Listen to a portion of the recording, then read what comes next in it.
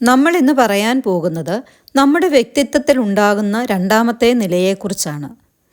നമ്മൾ പോലും അറിയാതെ നമ്മളെ പിന്തുടരുന്ന ആ നിഴൽ നമ്മളെ കൊണ്ടെത്തിക്കുന്നത് അഗ്രഷൻ അഥവാ വിഭ്രാന്തി എന്ന അവസ്ഥയിലാണ്. ഈ അവസ്ഥയിൽ നിൽക്കുന്നയാൾക്ക് ഒരിക്കലും തിരിച്ചറിയാൻ കഴിയില്ല അയാൾക്കാണ് തെറ്റുപറ്റിയതെന്ന്. ക്ഷീണിതനായ യാത്രികന് വഴി ദീർഘമാണ്. എന്നാൽ പാത കൈമോശം വന്ന മൂഢന് ജന്മങ്ങളായുള്ള അലച്ചിലാണ് ഏറെ ദീർഘമായിട്ടുള്ളത്. മൂഢന് വഴി നഷ്ടപ്പെടുക തന്നെ ചെയ്യും. കാരണം അവൻ കരുതുന്നു അവന് വഴി അറിയാമെന്ന്. അവൻ വിചാരിക്കുന്നു അവൻ പോകുന്ന വഴി ശരിയാണെന്ന്. അവൻ മാത്രമാണ് ശരിയെന്നും മറ്റെല്ലാവരും തെറ്റാണെന്നും അവൻ വിചാരിക്കുന്നു. മറ്റുള്ളവർ അവനെ പിന്തുണയ്ക്കണമെന്നും അവൻ പോകുന്ന വഴിയിൽ കൂടെ വരണമെന്നും അവൻ ആഗ്രഹിക്കുന്നു. അതുവഴി ഈ ലോകത്തെ എല്ലാ കാര്യങ്ങളും ശരിയാക്കാം എന്നവൻ കരുതുന്നു. അവനൊരു ഭ്രാന്തനാണ്. അതോടൊപ്പം അവൻ പണ്ഡിതനുമാണ്. അവൻ ഒരുപാട് അറിവുകൾ സമ്പാദിച്ചിട്ടുമുണ്ട്. എന്നാൽ അവൻ്റെ ഉള്ളിൽ സംശയത്തിലാണ്. സ്വയം രക്ഷപ്പെടാനുള്ള വഴി അവന് മനസ്സിലാകുന്നില്ല. അവൻ സ്വന്തം കഴിവുകൾ കൊണ്ട് അവൻ്റെ കുറവുകളെ മറയ്ക്കുന്നു. തൻ്റെ കുറവുകളെ മറയ്ക്കാൻ തെറ്റുകൾ മറ്റുള്ളവരിൽ ആരോപിക്കുകയും ചെയ്യുന്നു. അവൻ പഠനത്തിലും ജോലിയിലും മികവ് കാണിക്കുന്നു. എന്നാൽ ഒരിക്കലും ആത്മപരിശോധന നടത്തുന്നില്ല. സ്വന്തം തെറ്റ് അംഗീകരിക്കുകയുമില്ല. ആരെയും അവന് വിശ്വസിക്കാൻ സാധിക്കില്ല. അവൻ്റെ ഉള്ളിൽ പക, ഭീതി, സംശയം എന്നീ വികാരങ്ങൾ കൊണ്ട് നീറുകയാണ്. എന്നാൽ അവൻ ഒരിക്കലും ഇത് പുറം ലോകം അറിയരുതെന്ന് ആഗ്രഹിക്കുന്നു. അവൻ്റെ കുറവുകളെ മറയ്ക്കാൻ അവൻ എല്ലായിടത്തും മേൽക്കോയ്മയും ഉണ്ടാക്കുന്നു. സമൂഹത്തിൻ്റെ ഒരു നിയമങ്ങളും അവൻ അനുസരിക്കുകയില്ല. കീഴ്ജീവനക്കാരെ കൊണ്ട് പണിയെടുപ്പിച്ച് അതിൻ്റെ ക്രെഡിറ്റ് അവൻ നേടിയെടുക്കുന്നു.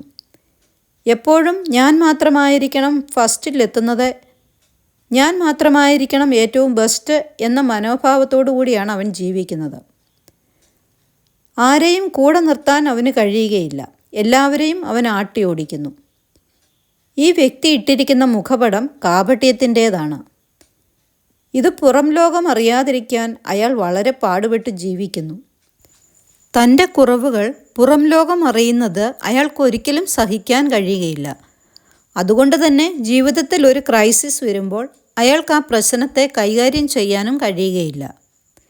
അയാൾ ചുറ്റും നിൽക്കുന്നവരെ കൂടുതൽ സമ്മർദ്ദത്തിലാക്കുന്നു. അയാളുടെ തെറ്റുകൾ കൂടെ നിൽക്കുന്ന ആളുകളുടെ തലയിൽ കെട്ടിവയ്ക്കുന്നു. ഇയാൾ സത്യത്തിൽ ഒരു മൂഢനാണ്. അയാളെ തിരുത്തുക വളരെ പ്രയാസകരവുമാണ്. കാരണം അയാൾ ബാഹ്യമായത് മാത്രമേ കാണുന്നുള്ളൂ. അകക്കാമ്പിനെ കാണാൻ അയാൾക്ക് കഴിയുകയില്ല. സത്യത്തെ കണ്ടെത്താൻ അയാൾക്കൊരിക്കലും കഴിയുകയില്ല. ഗുരുവിൻ്റെ വാക്കുകൾ കേൾക്കും.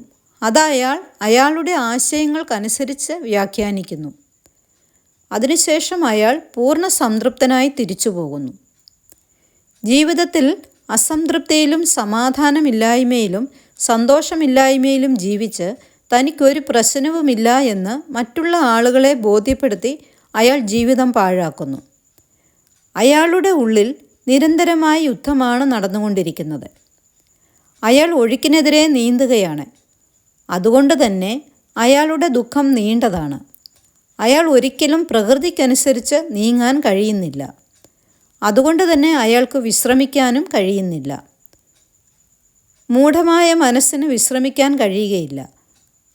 അതെപ്പോഴും പിരിമുറുക്കമുള്ളതായിരിക്കും. അതിന് പേടിയാണ്. മൂഢൻ ജീവിക്കുന്നത് മനസ്സിലാണ്. അവർക്ക് അതിനപ്പുറമുള്ള ലോകത്തെപ്പറ്റി അറിവില്ല.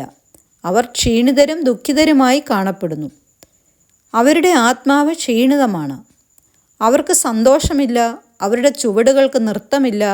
അവരുടെ ഹൃദയത്തിന് സംഗീതവുമില്ല. അവരുടെ ഹൃദയത്തിന് നന്ദിയില്ല. പരാതികൾ മാത്രമേയുള്ളൂ. ഈ ലോകം ശരിയല്ല. ചുറ്റും നിൽക്കുന്നവർ ശരിയല്ല. ആരും ഒട്ടും ശരിയല്ല. ഞാൻ മാത്രമാണ് ശരി എന്ന വിഭ്രാന്തിയിലാണ് അവർ ജീവിക്കുന്നത്. ഈ മുഖംമൂടി എടുത്തു കളയുക എന്ന് പറയുന്നത് വളരെ പ്രയാസകരമാണ്.